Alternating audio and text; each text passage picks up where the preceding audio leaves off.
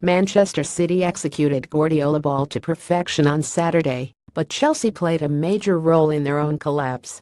The Blues were not set up properly for this game, and that has nothing to do with the short recovery from their match at Atletico Madrid. Antonio Conte's choices from the team sheet to the tactics helped the City team look like, well, Barcelona. Conte extrapolated too much from the win over Atletico. He kept Chelsea in the 352 with only one change to the starting lineup. Even before Alvaro Morata left the game injured, Manchester City already had the measure of how to defeat this side in that formation. N'Golo Kanté played a critical role in the 352 against Atletico.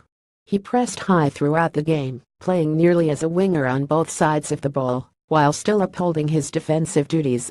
Manchester City's speed and talent precluded him from moving out of midfield. With only two Chelsea forwards, one of whom was Eden Hazard, the Blues had no press against City's backline. This enabled City to send extra men forward as they played the ball out.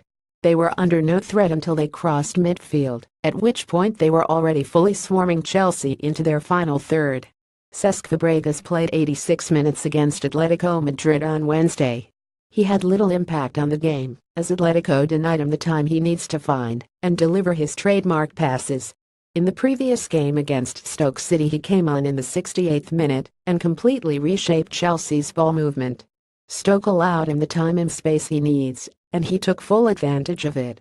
If Atletico's pressing and pace neutralized Fabregas' main contribution to the team, Manchester City erased him entirely. City had at least two players on Fabregas before he was able to take his second touch. He had no chance against their swarm tactics to even make an outlet pass, let alone a long ball over the top. Worse still, in a 352 all three central midfielders must join in the press and defense. City moved around and passed Fabregas as if he was one of the wickets on their training pitch. This was a match where Fabregas could have been an impact sub.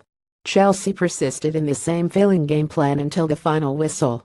Had Fabregas started on the bench, he could have come on for the final 20 minutes to force City to adapt to something new.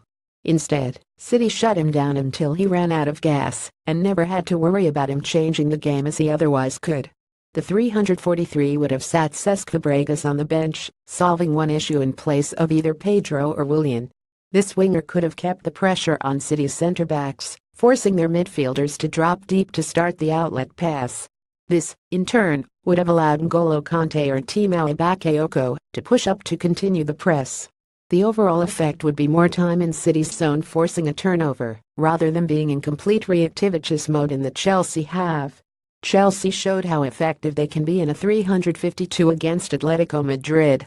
Antonio Conte apparently believed this formation is the new standard, a plug-and-play solution against any opponent. However, Manchester City exploited Chelsea's limitations, which in turn spoke to the importance of keeping a 343 in the repertoire.